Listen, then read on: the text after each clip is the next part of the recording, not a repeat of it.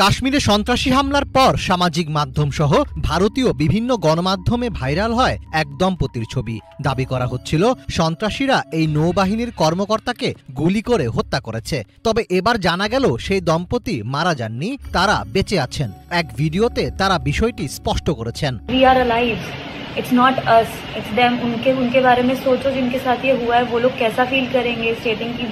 But I don't know how कौन C media ने कहाँ से सारे न्यूज चैनल पे सिर्फ हमारी वीडियो वायरल हो रखी है। He is the navy person, he is the officer जिन्हें and I am his wife। সামাজিক যোগাযোগ মাধ্যমে এক ভিডিওতে সেই নারী বলেন, আমরা বেঁচে আছি, কিন্তু আমাদের ছবিগুলো ভারতীয় গণমাধ্যমে প্রচারিত হচ্ছে। ওই দম্পতি বলেন, আমাদের ছবিটিকে কেন নৌবাহিনী কর্মকর্তা ও তার স্ত্রীর বলে দেখানো হচ্ছে তা আমাদের জানা নেই। এছাড়া সামাজিক মাধ্যমের তথ্য ঘেঁটে দেখা যায় ভাইরাল সেই ছবিটি মূলত আরও 1 মাস আগেই পোস্ট করা হয়েছিল।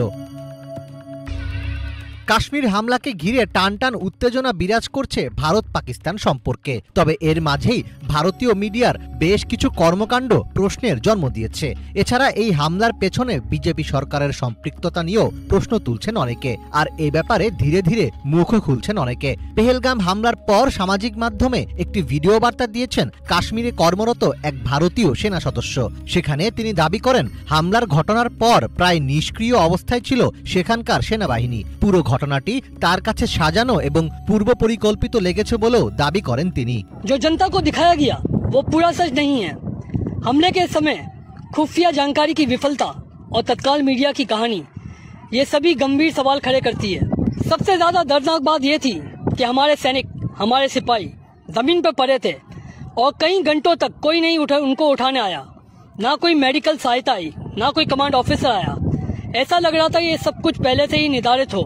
এছাড়াও প্রশ্ন উঠছে কাশ্মীরের মতো স্পর্শকাতর জায়গায় ভারতীয় সেনাবাহিনীর দক্ষতা নিয়ে। কাশ্মীরে বর্তমানে 6 লাখ সেনা মোতায়েন রয়েছে।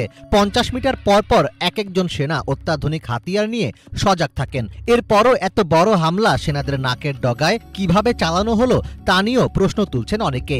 পশ্চিমবঙ্গের ডিজিটাল মিডিয়া ফেডারেশনের সভাপতি ও বং নিউজ লাইফের চিফ এডিটর দীপক ব্যাপারী এক ফেসবুক পোস্টে বলেন, হামলার সময়ে সেখানে কোনো সেনা থাকবে না এটা জঙ্গিরা জানলো কিভাবে? জঙ্গিরা সেখানে 1 ঘন্টা ধরে হত্যালীলা চালালো, পুলিশ কিংবা সেনা সেখানে পৌঁছাতে পারল না কেন?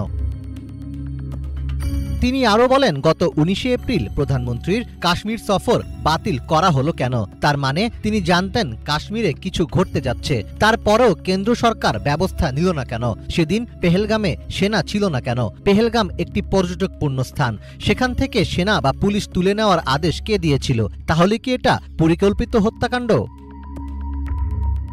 কাশ্মীর হামলাকে মোদির সরকারের ষড়যন্ত্র বলে আখ্যা দিয়েছেন আসাম রাজ্যের বিরোধী দল অল ইউনাইটেড ডেমোক্রেটিক ফ্রন্টের বিধায়ক আমিনুল ইসলাম।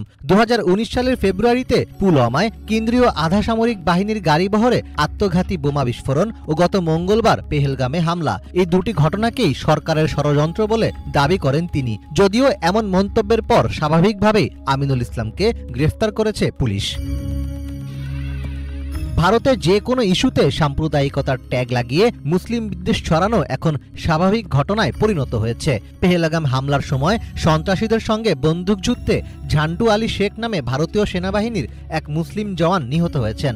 এছাড়া পর্যটকদের বাঁচাতে গিয়ে বুলেটের আঘাতে ঝাঁঝরা হয়েছেন টাট্টু ঘোড়ার চালক সৈয়দ আদিল হোসেন শাহ। যদিও ভারতীয় কিছু সংবাদ মাধ্যম দাবি করছে হামলায় শুধু হিন্দুদের টার্গেট করা হয়েছে, তবে নিজেদের জীবনের বিনিময়ে সেই দাবিকে ভুল প্রমাণ করেছেন আদিল ঝন্টুরা।